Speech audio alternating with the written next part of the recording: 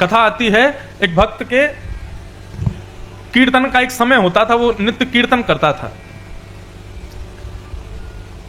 उस भक्त का जो पुत्र था वो बहुत गंभीर बीमारी से बीमार हो गया, लेकिन वो भक्त जो था वो अपना कीर्तन कभी नहीं छोड़ता था। घर वाले सब कोसते थे, बोले कि तू कीर्तन ही करता रहता है, अरे अपने पुत्र पर थोड़ा ध्यान दे। बोले मैं देता हूं ना, जब समय पुत्र का होता है उसको ध्यान देता हूं, लेकिन ये समय मेरे कीर्तन का है, मेरे ठाकुर जी का है, इसके बीच में मैं किसी को नहीं देखता। एक दिन क्या हुआ बंधुओं, कीर्तन का समय जैसे ही प्रारंभ हुआ, अपना कीर्तन करने लगा, भगवत नाम जपने लगा, उसी समय उसका पुत्र जो था वो तड़पने लगा, मरने की स्थिति में आ गया। पूरा परिवार उस बालक को संभालने में लगा है, कोई उसको औषधि पिला रहा है, कोई कुछ कर रहा है, और वो बाहर आंगन में बैठा उच्च स्वर में कीर्तन कर रहा था। घर के लोग सब कोसने लगे, डांटने लगे, चिल्लाने लगे, लेकिन उसने अपना कीर्तन नहीं छोड़ा। स्थिति यह हुई कि उसके बालक की मृत्यु हो गई, लेकिन उसने अपना कीर्तन नहीं छोड़ा। सब घर के लोगों ने कोसा, बोले कि तू भगवान का भजन करता रहता है, तेरा पुत्र मर गया आज, तूने आज भी कीर्तन नहीं छोड़ा, तेरी वजह से इसकी मृत्यु हुई है, आदि आदि सब भाव कहने लगे।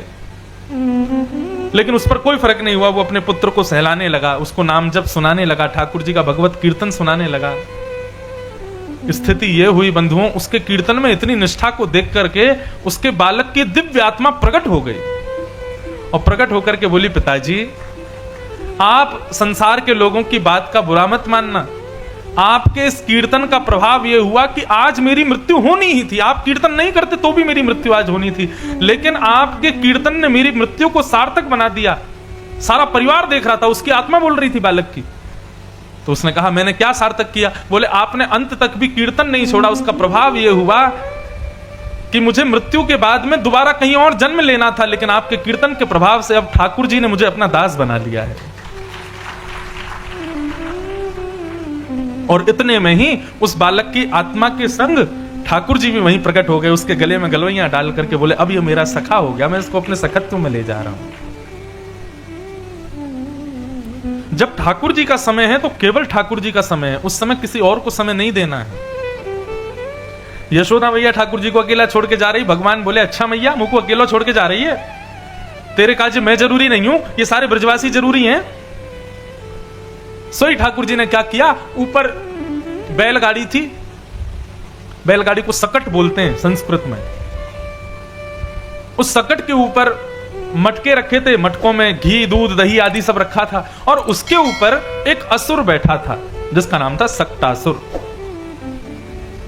कंस ने भेजा था।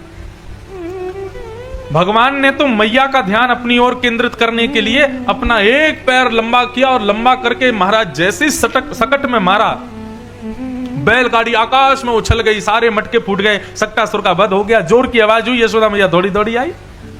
भगवान ने एक पंथ दो काज कर लिए, एक तो मैया को भी अपने पास बुला लिया, सक्टासुर का वध भी कर दिया। मैया बोली, अरे इतनी बड़ी बैलगाड़ी कैसे उलट गई, कैसे पलट गई, कैसे टूट गई? अभी तो लाला सो रहे हो, ये इतनी बड़ी बैलगाड़ी कैसे, कहीं मेरे लाला को कहीं लगी तो नहीं? घुमा के देखा, ठाकुर जी बिल्कुल सुरक्षित थे। एक छोटा सा बालक आया, बोले, मैया मैं बताऊं बैलगाड़ी कैसे गिरी? बोले बता। बोले, तेरो नेक्सो सो लाला है ना? बोले हाँ। याने अपनो पाम इतनो लंबो कियो ऐसे करके, और जोर से यूं करके मारी, सोई मैया बैलगाड़ी पलट गई। यशोदा मैया बोली, यहां पे आ। वो बालक पास में गया, मैया ने एक दिया उसके। झूठ बोले, 3 महीना को मेरो छोटो सो लाला, फूल जैसो कोमल मेरो लाला, इतनी बड़ी बैलगाड़ी को पलट सके? वो बालक बोलो, मैया तेरी सौगंध खा के कह रहा हूं, मैंने अपनी आंखन से देखो, तेरे लाला ने पलटी है बैलगाड़ी। श्री सुखदेव जी महाराज कहते हैं, परीक्षित सावधान, वहां जितने बालक खड़े हैं सब सच ही बता रहे हैं कि भैया तुम्हारे लाला नहीं बैलगाड़ी गिरी है, लेकिन मैया का वात्सल्य इसको स्वीकार नहीं कर रहा कि मेरा बेटा ऐसा कर सकता है। 3 महीना का बालक कैसे कर सकता है? सुखदेव जी महाराज कहते हैं, बंधुओं, अवतार राम जी का भी हुआ है, अवतार कपिल भी हुआ है, अवतार ऋषभदेव का भी हुआ है, अवतार भगवान का कृष्ण भी हुआ है, लेकिन जैसा कृष्ण अवतार में प्रेम भगवान का ब्रजवासियों से हुआ, ऐसा किसी भी अवतार का प्रेम नहीं हुआ नगरवासियों से। क्यों? क्योंकि इसमें सबसे बड़ा कारण यह था कि ब्रजवासी भगवान को कभी भगवान नहीं मानते थे। भगवान कितने भी बड़े बड़े काम कर रहे हैं, लेकिन ब्रजवासी कभी स्वीकार ही नहीं करते थे कि हमारा लाला ऐसा कर सके। अभी आगे सुनते जाओ, अभी तो लीला अभी शुरुआत हुई है, अभी आगे भगवान क्या क्या करेंगे, उसके बाद भी ब्रजवासी कान पकड़ के घुमाएंगे ठाकुर जी को। ब्रजवासियों से प्रेम होने का कारण ठाकुर जी का इसीलिए श्रेष्ठ है क्योंकि ब्रजवासियों ने ठाकुर जी को प्रभु नहीं माना, अपना बालक माना। बेटा इंजीनियर बन जाए, डॉक्टर बन जाए, बेटा कितना भी बड़ा साइंटिस्ट बन जाए, बेटा कथा वक्ता बन जाए, सब रीझ जाएंगे उससे, लेकिन उसकी मैया को तब भी यही लगेगा अभी ये छोटा सा ही है, कुछ जानता ही नहीं है, पागल है, अभी बुद्धि कम है इसमें, ऐसी कहती है मां। हमारी कथा हजारों माताएं सुन लेती हैं, हजारों लोग कथाओं में भीड़ आती है, सब सुनते हैं कथा, लेकिन हमारी मैया, उनको समझ में नहीं आती। वैसे सुनती तो है मेरी मां, खूब कथा सुनती है मेरी, लेकिन यदि घर में कोई निर्णय लेना हो तो पिताजी की बात चलेगी, मेरी बात नहीं चलती। क्यों? मैया को लगता है ये छोटा बालक है, ये क्या जाने अभी। और कई घरों के निर्णय मेरे कहने से ही हो जाते हैं। कई वैष्णव परिवार ऐसे जुड़े हुए हैं, वो बिना पूछे कुछ काम ही नहीं करते, लेकिन हमारे घर में हमारी नहीं चलती। क्यों? क्योंकि मां को ऐसा लगता है कि बालक छोटा है, और मां का यही स्वभाव है। और इसी स्वभाव की वजह से ब्रजवासियों से प्रेम हुआ ठाकुर जी को। ब्रजवासियों ने कभी भगवान को भगवान नहीं माना, जबकि कितनी लीलाएं ठाकुर जी ने ब्रजवासियों के सामने प्रकट कर दी। अरे कहां तक जाओगे, गिरिराज जी उठा लिए, 7 कोस लंबे चौड़े गिरिराज जी उठा लिए, उसके बाद भी ब्रजवासी नीचे डंडा लगा खड़े हो गए। लाला अपनी उंगली नीचे कर ले, हमने डंडा लगा लिया है। ठाकुर जी बोले तुमको अब भी विश्वास नहीं हो रहा कि मैं भगवान हूं? ब्रजवासी बोले कौन सा भगवान है भैया तू? बोले मैं जगत नियंता जगदाधार हूं। बोले रुक जाया, इंद्र को वर्षा बंद कर अंदर, फिर बताएंगे तू कौन सा भगवान है। ज्यादा बात मत बनाया कर हमारे आगे। ठाकुर जी को यही बात तो अच्छी लग गई ब्रजवासियों की कि ये ब्रजवासी मेरे प्रभुत्व को देखने के बाद भी मुझे कभी प्रभु नहीं मानते।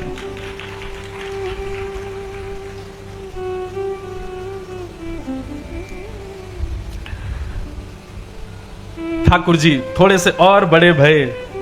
अब 1 वर्ष की आयु हो गई ठाकुर जी की, और 1 वर्ष के लाला जैसे ही भये तो महाराज तृणावर्त नाम का एक राक्षस आया। ऐसे हवा घूमती है ना गोल गोल, धूल का बवंडर आना शुरू हो जाता है, गर्मियों में आता है, जेठ के महीने में। सक्तासुर आया, लेकिन इतना प्रचंड था, इतना विशाल था कि महाराज बड़े बड़े वृक्षों को उड़ा करके ले जा रहा था। जैसे ही नंद भवन की ओर आया, यशोदा मैया अपनी गोद में लाला को लेकर बैठी थी। ठाकुर जी ने मन में विचार किया ये हमको ले जाने आ रहा है, और कहीं हमको ले जाने के लिए आया तो संग में मैया को भी लेके जाएगा, और मैया यदि संग में गई तो मैया के सामने हम तृणावर्त को मार नहीं पाएंगे। तो ठाकुर जी ने दूध पीते पीते पीते पीते गोदी में लेटे थे, दूध पी रहे थे मैया का, अपने आप को इतना भारी कर लिया कि मैया को लगने लगा आज मेरे लाला ने ज्यादा दूध पी लिया है, देख कितना भारी है गयो। सो मैया ने ठाकुर जी को फर्श पर पौड़ा दिया एक कपड़ा बिछा के, और स्वयं चली गई रसोई घर में। इतने में ही तृणावर्त आया, आंगन में आकर के भगवान को उड़ा करके ले गया। ठाकुर जी ने अपने आप को इतना भारी कर रखा था कि तृणावर्त को लगा कि ये मैंने कहीं बालक समझ के पत्थर तो नहीं उठा लिया, इतना भारी। ठाकुर जी बोले भले आदमी, दुनिया मुझे पत्थर में पूजती है, मैं साक्षात तेरे संग तू पत्थर समझ रहा मुझे। भगवान ने आकाश में जाकर के तृणावर्त को आकाश से ही पृथ्वी पर पटक दिया, और तृणावर्त की भी मृत्यु हो गई। 1 वर्ष के ठाकुर जी ने तृणावर्त मार दिया। बोलो भक्तवत्सल भगवान की जय। अब तृणावर्त कौन है? पूतना का भाव समझा, सक्तासुर का भाव समझा, अब तृणावर्त कौन है? जो भगवान में पाषाण बुद्धि रखता है, जो ठाकुर जी में पत्थर बुद्धि रखता है, जो ठाकुर जी में अष्टधातु बुद्धि रखता है, वो तृणावर्त है। कभी भी ठाकुर जी को पाषाण बुद्धि से नहीं देखना। एक बार मंदिर में विराज गए, एक बार आपके घर आ गए, फिर चाहे चित्रपट के रूप में ही क्यों ना हो, आपके लिए वो ठाकुर जी ही हैं, यही भाव रखो। वो पाषाण नहीं है, वो पत्थर नहीं है। और यदि ऐसी भावना आपके अंदर आ रही है तो आप तृणावर्ती हो। कई लोगों के घरों में मैं जाता हूं, सर्दियों के समय में सुबह सुबह एक दिन मैं किसी की सेवा देख रहा था, महाराज नल का पानी ठंडा ठंडा भर के लाए और अपने ठाकुर जी के कपड़े आदि उतार के सीधा उसी से ही नहाने लगे। हमने कहा भैया तुमको जरा भी यूं नहीं लग रही, ठाकुर जी को ठंडे लग जाएगी। महाराज जी इनको कहां ठंड लगती है, ठाकुर जी तो ऐसे ही रहते हैं, सब बढ़िया है, आनंद। और एक घर की तो पूछो ही मत।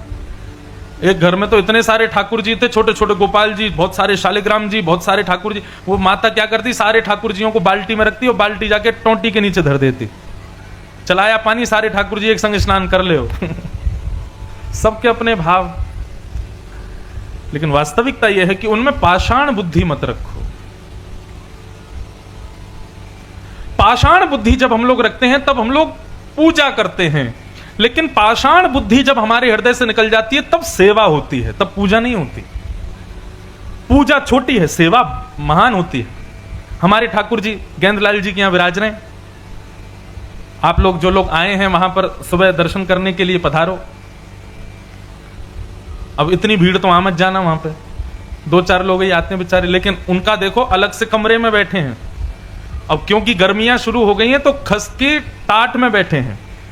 ये हमेशा नहीं चलती ठाकुर जी के साथ, अभी गर्मी आ गई इसलिए संग चल रही है, नहीं तो ठाकुर जी अपने चांदी के सिंहासन में रहते हैं। लेकिन अभी आप जाके देखें गेंदलाल जी घर पे ही कुटिया बनी है ठाकुर जी की, बढ़िया कमरा के अंदर कुटिया में ठाकुर जी बैठे हैं, ताकि उनको ठंड लगती रहे, भीतर वहां में गर्मी नहीं लगे। ये भाव कब प्रकट होते हैं? जब हम ठाकुर जी को पाषाण नहीं मानते, हम ये मानते हैं साक्षात ठाकुर जी हैं। और ठाकुर जी मानने क्या है ही, मानना थोड़ा ही है। मेरे पुत्र को भूख लगी, पुत्री को भूख लगी, ये माना थोड़ी जाता है, ये वास्तविक है। ठीक उसी प्रकार सेवा भी उसी भाव से होनी चाहिए। तृणावर्त का वध कर दिया भगवान ने, अब 1 वर्ष के ठाकुर जी भये हैं।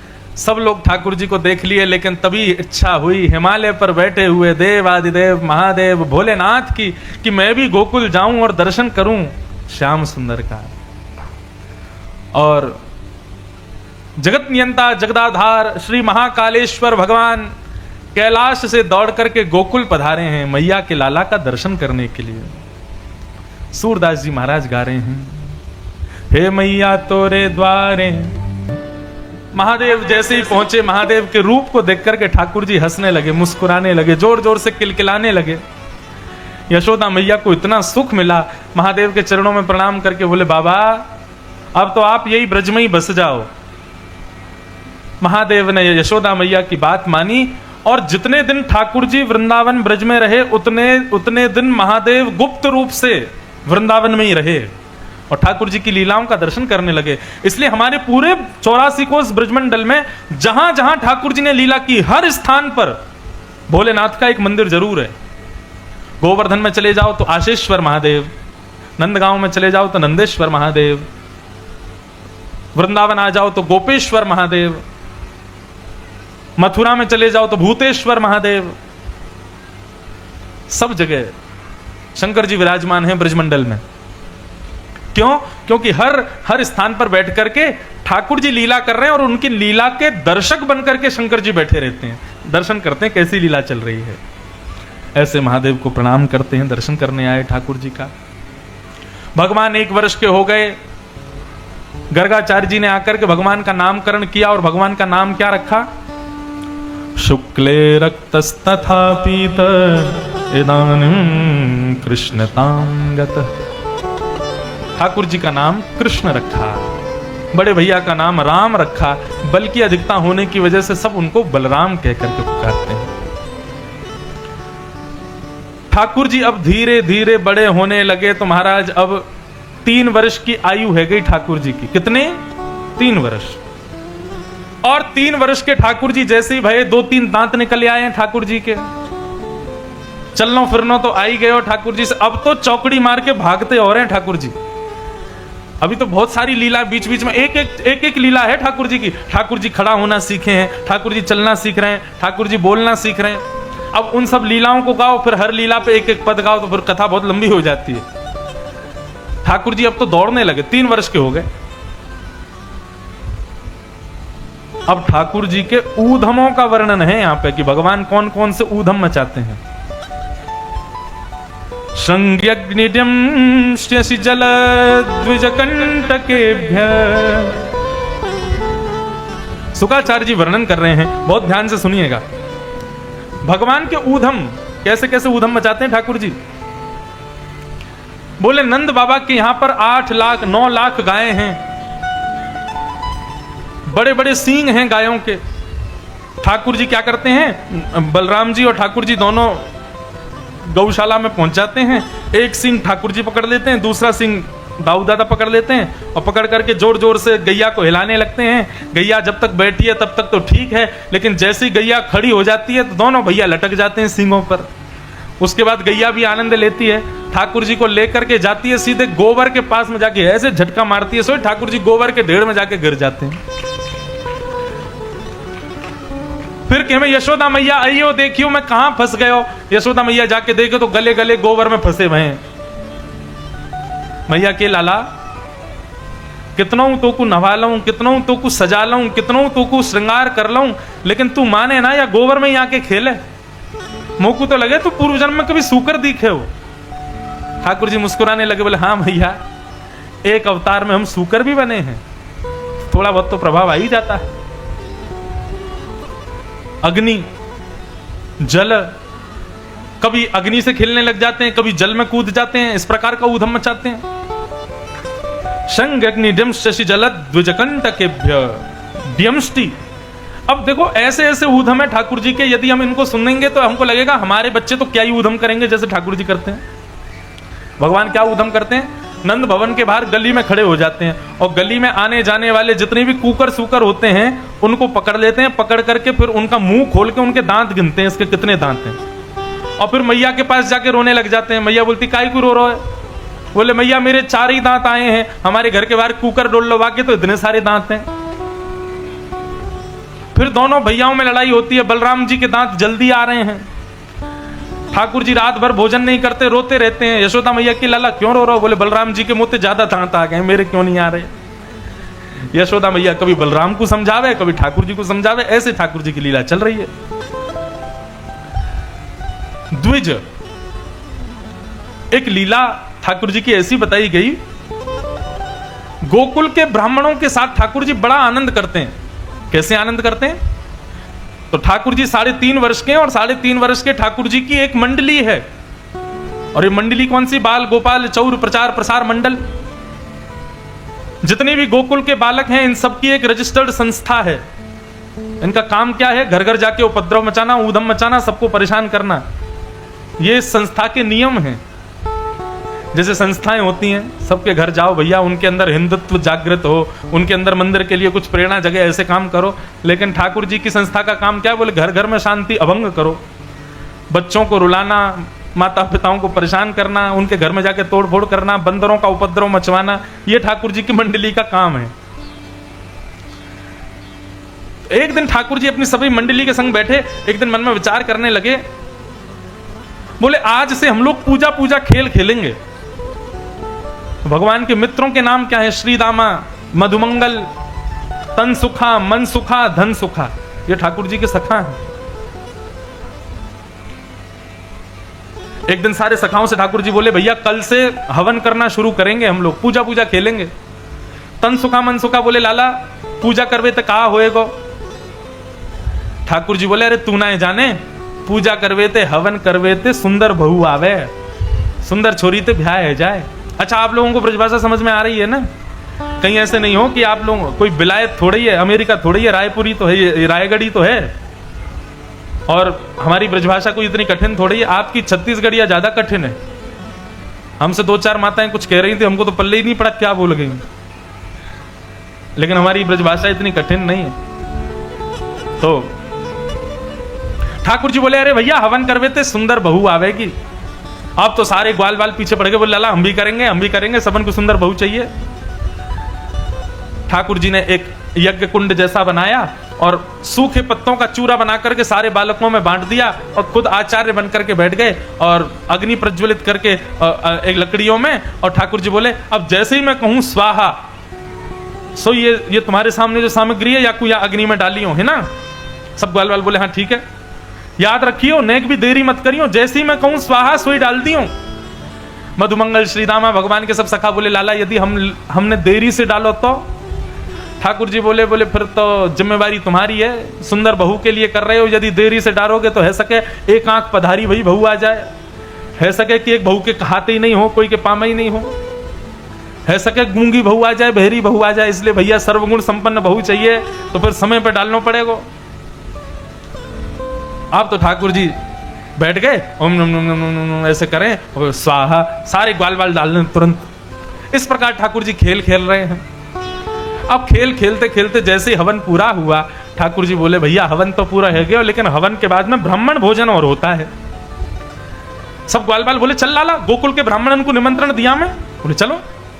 सब ग्वाल बालों के संग गए और गोकुल के ब्राह्मणों से जाकर के कहें कि हे ब्राह्मण देवता, आज हमारे घर पे पूजा भई है तो आप भोजन करवे अइयो।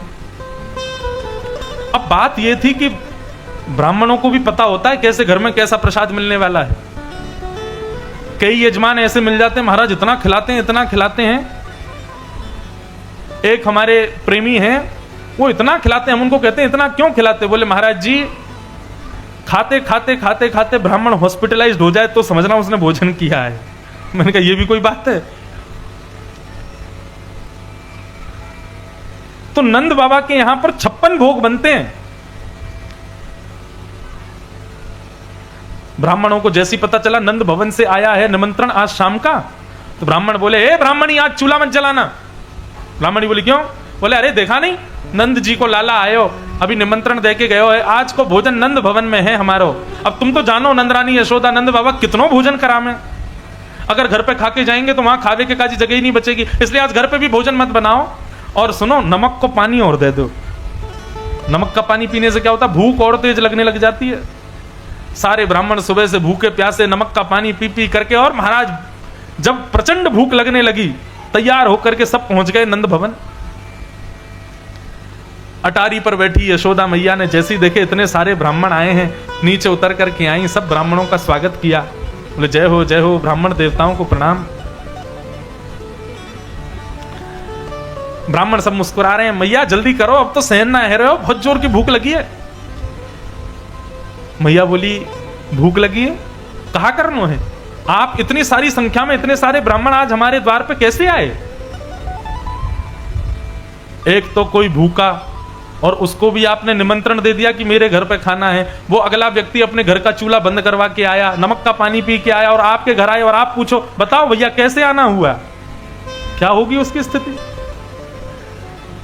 ब्राह्मण तो सब विचलित हो गए, बोले मैया तुम्हारो लाला आयो आकर के हमको निमंत्रण दे के गयो कि आज हमारे घर पूजा भैया आपको भोजन पावे आनो है, हम सब निमंत्रण खावे आए हैं। यशोदा मैया बोली आप सब ब्राह्मण भी बड़े भोरे हो, अरे हमारे घर कोई पूजा होगी तो आप लोग ही तो कराओगे, अब आप लोगों ने कोई पूजा कराई नहीं तो फिर निमंत्रण काय बात को? छोटो बालक है ऐसी खेल खेल में बोल गए होगा।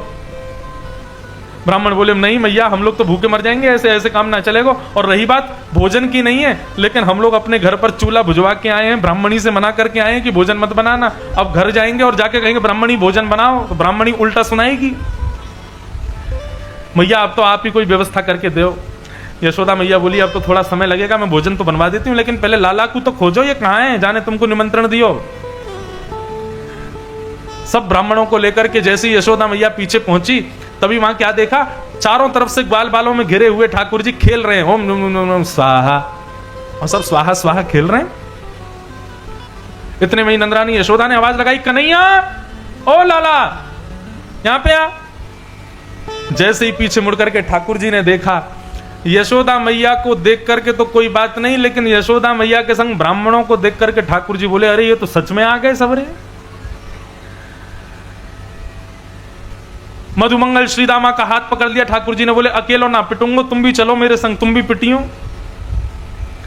सबको लेकर के ठाकुर जी यशोदा मैया के पास गए। मैया कहा भयो? मैया ने पकड़ो कान और बोली लाला ज्यो ज्यो बड़ो है तो जा रहा हो, इतना ऊधम मचावे, ये सब कौन है खड़े कहां है? ये सब ब्राह्मण इनको तेने भोजन को निमंत्रण दियो? ये सब ब्राह्मण बेचारे अपने घर से चल करके आ गए, मोकू तेने बताई नहीं, मैंने कोई व्यवस्था करी नहीं, बेचारे सब ब्राह्मण इतनी दूर से चल के आ गए, अब मैं कहां पवाऊं, तेने क्यों दियो निमंत्रण? ठाकुर जी बोले मैया तेरी सौगंध खा के कह रहा हूं, मोकू तो ये भी ना पता इनको घर कौन सी गली में, मैंने ना दियो निमंत्रण। साफ झूठ मैया के मुंह पे। मैया ने पकड़े कान, बोले लाला मैं सब जानू तेरी कर्तव्य ने, अब ये बता इन सबन को भोजन कैसे कराऊं मैं? ठाकुर जी बोले मैया एक काम कर। बोले कहा? बोले मैंने पूजा के निमंत्रण में इनको बुलाया, लेकिन मेरी पूजा तो खेल खेल की भाई, बिना सामग्री के हवन है गयो, बिना मंत्रण के हवन है गयो, खेल खेल में ही हवन है गयो। ऐसी मैया अब ये लोग भी बड़े बड़े पत्तन न तोड़ के हाथ में लेके बैठ जाएं और खेल खेल में ही भोग लगा लें। वाह भैया मोहनथाल बहुत बढ़िया बनी है, पूड़ी बहुत बढ़िया बनी है, सब्जी बहुत बढ़िया बनी है। खेल खेल में ही भोजन कर लें, खेल खेल की पूजा, खेल खेल को भोजन। ऐसो ऐसो उधम मचा में ठाकुर जी। लेकिन ब्रजवासियों को अच्छा लगता है ठाकुर जी का ऊधम, किसी के भी हृदय को क्षोभ नहीं होता ठाकुर जी के भाव से। एक दिन ठाकुर जी सब ग्वाल वालों के संग खेल रहे थे, तो खेलते खेलते अब गिर जाते हैं बच्चे, लग जाती है चोट। लेकिन कृष्ण और बलराम की एक खास बात यह, कितनी भी जोर से गिरें, कहीं से भी कूदें, लग भी जाए तो रोते नहीं है। लेकिन बाकी के ग्वाल वाल जोर जोर से रोने लग जाते हैं और कहते हैं लाला कल से हम खेल में ना आएंगे, तू ऐसी जोर से धक्का दे दे। ठाकुर जी बोले अरे हम सब लोग गोकुल में रहते हैं। गोकुल का मतलब जहां हर घर में 1000 गाय हैं। हमारे घर दूध की कमी नहीं, घी की कमी नहीं, मक्खन की कमी नहीं, खा पी करके हिष्ट पुष्ट रहने वाले गोकुलवासी, और तुम लोग ऐसे नेक नेक में गिर जाते हो, रोने लग जाते हो। सब ग्वाल बाल बोले लाला हम गोकुल में रहें, लेकिन हमको मक्खन ना मिले खावे को, हमें दही ना मिले खावे को, हमें घी ना मिले खावे को, ये सब तोय प्राप्त होवे, क्योंकि तू तो राजा को बेटा है। लेकिन यहां तो कंस ने नियम बना रखो है कि भाई गोकुल में जितने भी लोग गायों का दूध निकालेंगे, उनका दूध, घी, दही, मक्खन सब मथुरा भेजना पड़ता है, कर के रूप में, टैक्स के रूप में। हमारे लिए तो सीमित 1-2 घड़े ही रख सकते हैं हम घर में, उसमें घर के सब बुजुर्गों को भी पाना, बड़े लोगों को भी पाना, बच्चों को भी पाना। अब तू तो राजा है लाला, राजा को बेटा है, तेरे घर तो बहुत घी है, बहुत दही, बहुत मक्खन, ये सब हमें थोड़ी प्राप्त है। हमारे यहां तो कंस के सैनिक समय समय पे आके जांच करें, यदि नेक भी ज्यादा कछु मिल जाए तो सब लोग हम पे कंस से जाके शिकायत कर दें। ठाकुर जी ने मन में विचार किया, बोले कंस ने गौरस पर रोक लगा रखी है। ठाकुर जी बोले अभी तो हम छोटे हैं, हम ज्यादा कुछ कह नहीं सकते, लेकिन हाँ छोटेपन में जो कर सकते हैं उससे पीछे भी नहीं हटेंगे। तो ठाकुर जी बोले राजी राजी, यदि तुमको मक्खन घी नहीं मिलता तो चोरी करके खाओ। ठाकुर जी की चोरी करने का मुख्य उद्देश्य यही है केवल, कि कंस ने समस्त ब्रजवासियों के ऊपर रोक लगा रखी है गौरस अपने घर पर खाने के लिए, सब मथुरा भेजना पड़ता है। इसलिए ठाकुर जी बोले राजी राजी नहीं मिलेगा तो चोरी करके खाएंगे। कंस के सैनिक जब आएंगे कर लेने के लिए, सब ब्रजवासी कह देंगे इस बार कर नहीं बचा, क्यों चोरी हो गया। और कौन चोरी करके, बोले चोर का पता नहीं। ठाकुर जी बोले आज से चोरी करना प्रारंभ करो, राजी राजी मक्खन नहीं मिलेगा तो चोरी करके खाएंगे। केवल इसलिए ठाकुर जी ने चोरी प्रारंभ की ताकि ब्रजवासियों को गौरस मिल सके, मक्खन मिल सके, दूध दही जो उनका अधिकार है उनको प्राप्त हो सके। भगवान ने पहले दिन तो अपने घर में ही चोरी करी, बोले पहले अभ्यास तो कर लो कैसे करते हैं। एक दिन ठाकुर जी सवेरे सवेरे गए और जाकर के छुप करके यशोदा मैया से उठ करके गए और जाकर के मक्खन खाने लगे। यशोदा मैया ने जाकर के कक्ष में देखा ठाकुर जी उठ गए। लाला तब तक नहीं उठते जब तक यशोदा मैया आके पांव नहीं दबा दे, लाला को थोड़ा प्रलोभन नहीं दे दे, लाला देख आज तेरे काजे खीर बनाई है, देख लाला तेरे काजे कितना सुंदर मक्खन निकारो। ठाकुर जी के उत्थापन का बड़ा सुंदर भाव है, एक भाव सुनाते हैं। भैरवी भैरव आहा, मोहन जागरे बल जई है, लाला जागरे बल जई। हमारे वृंदावन में आज भी ठाकुर जी को ऐसे गा के उठाया जाता है सुबह सुबह। इसको कहते हैं राग भैरव, सुबह सुबह का राग है। तो बंधुओं स्थिति क्या है, बहुत ध्यान से सुनना, ये थोड़ी रस की बात है, वृंदावन की बात है। बोले सुबह सुबह यशोदा मैया जावे और ठाकुर जी लेटे हुए हैं, पौड़े हुए सो रहे हैं, और ठाकुर जी के चरण पकड़ करके यशोदा मैया धीरे धीरे दबा रही है और लाला से कह रही है लाला उठ जा। मोहन जागरे बलि जई है, लाला जागरे बल जई। जग जा लाला। सो ठाकुर जी क्या करें, थोड़ी सी चदरिया नीचे करके और मैया से कहें मैं ना उठ रहा, मैं ना उठूंगा। मैया के लाला क्यों ना उठेगा। बोले पहले मुझको ये बता आज मुझको कहा देगी। रोज ठाकुर जी को कुछ ना कुछ चाहिए तभी उठेंगे। कैसी जिद ठाकुर जी की। आज कहा देगी मैया तुमको?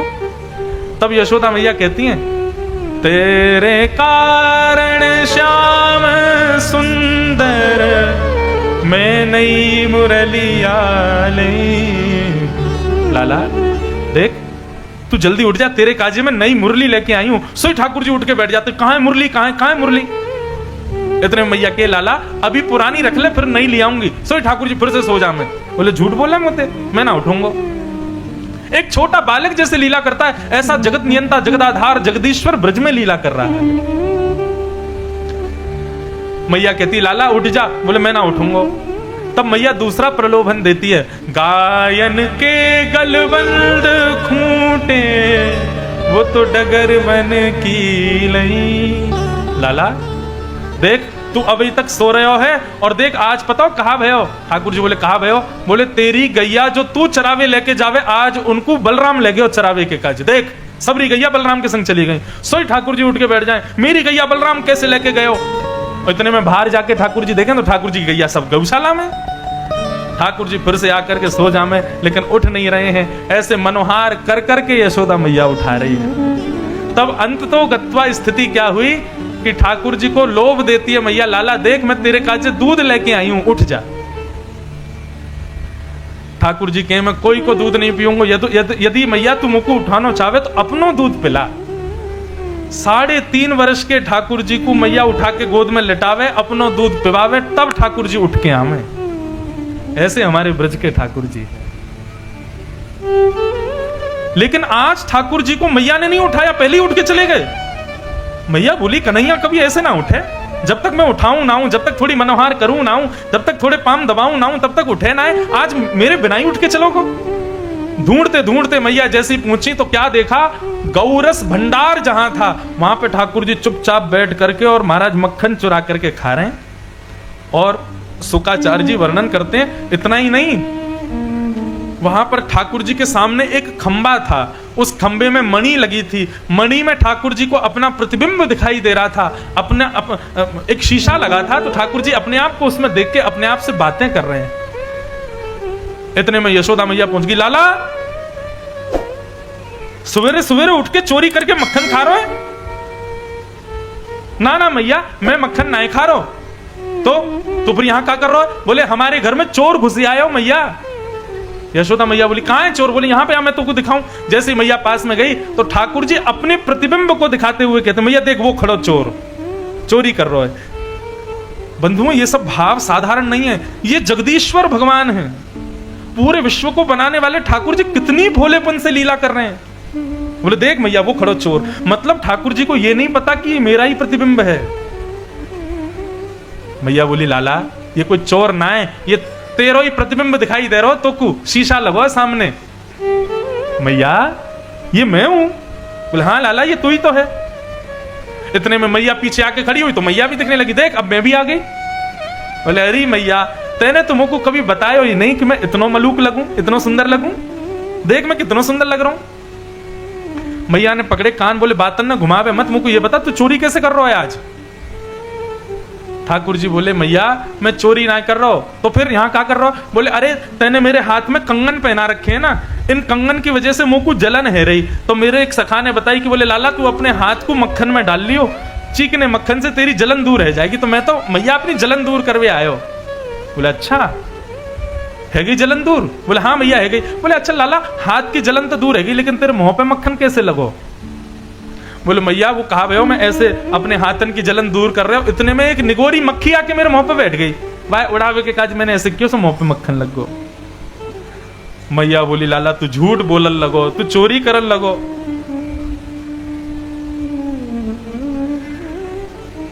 मैया ने समझाया लाला आज के बाद कभी सुन नहीं लूं कि तू चोरी करे। बोले कभी ना करूंगा मैया।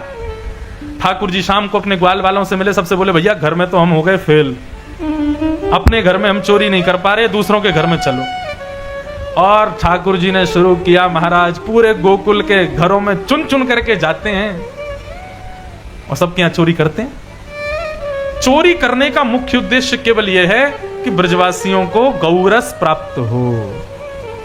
आज की डेट में गौरस का मूल्य हम लोग नहीं समझ पाते। मूल्य तो आज भी है, लेकिन उस समय पर सोने चांदी के समान गौरस होता था। लोगों के पास व्यापार करने के लिए दुकानों पर और कुछ नहीं, दही दूध घी यही सब होता था। इसलिए व्यापार का सबसे बड़ा केंद्र गौरस ही था, और वह भी सब कंस रख लेता था। इसलिए ठाकुर जी को चोरी करनी पड़ी। घर घर जाकर के चोरी करने लगे ठाकुर जी, और उसी चोरी का वर्णन यहां पर श्री शुक्राचार्य जी महाराज कर रहे हैं कि वत्सान मुंचन क्वचित समय क्रोध संजात हास स्तेयं स्वादत्तदिपयः कल्पितैस्तेय योगै मर्कान् भोक्षन् विभजति सचेन्नात्रिभाण्डं भिनत्ति द्रव्यालाभे सग्रह कुपितो यात्युपक्रोशतो कान्। एक दिन गोपियां सब झुंड बना करके गई और यशोदा मैया से शिकायत करने लगी, बोले मैया तुम अपने लाला को समझा लो, लेकिन काउदना नहीं हमारे हाथ पड़ गया तो हम देख लेंगे याकू। यशोदा मैया बोली कहा क्यों मेरे लाला ने? और सब गोपियां ठाकुर जी की शिकायत कर रही हैं। बोले मैया तुम्हारो लाला घर घर में जाके माखन की चोरी करे, और मैया जा घर से तुम्हारे लाला को माखन ना मिले, मतलब यदि गोपियां कोई षड्यंत्र रचा करके माखन बहुत गहरा छुपा दें कहीं कि लाला के हाथ नहीं पड़े, तो ऐसे घर के तो महाराज हालत ही खराब कर दे तुम्हारा लाला। यशोदा मैया बोली कहा करे? बोले या तो माखन की चोरी करेगा, और यदि माखन चोरी करने को नहीं मिलेगी तो वह घर के बालकन को नोच के भाग जाएगा, वह घर के बछड़ा बच्चियान को खोल के भाग जाएगा, वह घर के चूल्हा को फोड़ के भाग जाएगा। ऐसा ऐसा उधम मचावे तुम्हारा लाला। और मैया बात यह है कि अकेलो तुम्हारो लाला चोरी करे तो हमें कोई दिक्कत ना है। मरकान भोक्षण, ग्वाल बालों की टोली तो इसके संग में रहती है, बंदरों की टोली भी संग चलती है। मैया बोली तुम लोग ऊंचे छींके पे मक्खन टांग दे करो। बोले मैया हम सब करके देख चुकी हैं, तुम्हारो लाला कौन सी गली में थे, कौन सी खिड़की में थे, आ जाए 5 ग्वाला नीचे, 4 ग्वाला उनके ऊपर, 3 ग्वाला उनके ऊपर, 2 ग्वाला उनके ऊपर, सबके ऊपर खुद चलो जाए, और माखन निकार के स्वयं पावे, नीचे के नु पवा तो रे। और मैया अकेलो पाले, ग्वाल बालन ने खवा दे, इतने में नहीं बंदरन को भी लुटावे। एक गोपी बोली मैया आपको लाला खा जाए, ग्वाल बालन ने खवा दे, बंदरन ने खवा दे, वाके बाद भी यदि मक्खन बच जाए तो कृपा करके छोड़ के ना जावे। तो बोले नात्री भांडम भिनत्ती, मटकी फोड़ के भाग जाए, ऐसा उधम मचावे तुम्हारा लाला। यशोदा मैया थोड़ी देर तो श्रवण करती रही, लेकिन तभी एक गोपी ने कहा मेहनादी निवास्तो, आपके लाला को जिस घर से माखन नहीं मिलता, ये लाला उस घर में जाकर के मेहनादी निवास्तो। मेहनादी निवास्तो का तात्पर्य है कि आपको लाला सवेरे सवेरे जाकर के सबके उठवे ते पहले जा चूल्हा पे भोजन बने, वही चूल्हा पे बैठ करके धोती वोती उतार करके और सब काम कर आवे। समझ गए? गानों गायावे तुम्हारो लाला। गानों गावे को मतलब कहा है?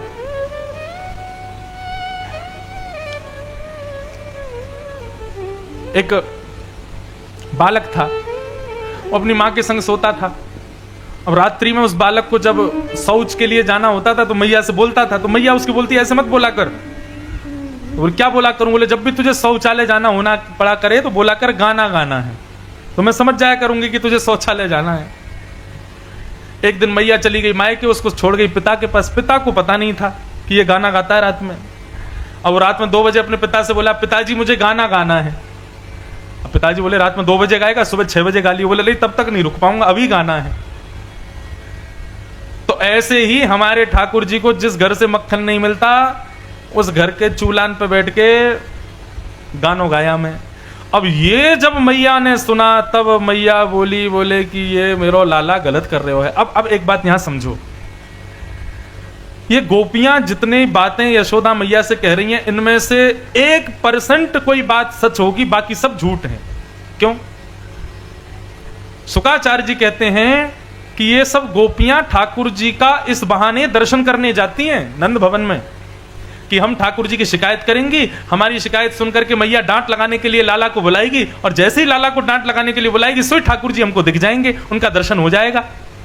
तो यशोदा मैया छोटी छोटी बातों को सुनकर के तो ऐसे नकार देती है, तो ये गोपियां बड़े बड़े उल्हाने देती हैं, बड़ी बड़ी बातें करती हैं, ताकि यशोदा मैया को गुस्सा आवे और वो लाला को बुलावे। तो वास्तव में ये सब बहाने, ये सब शिकायतें ठाकुर जी के दर्शन के लिए कर रही हैं गोपियां।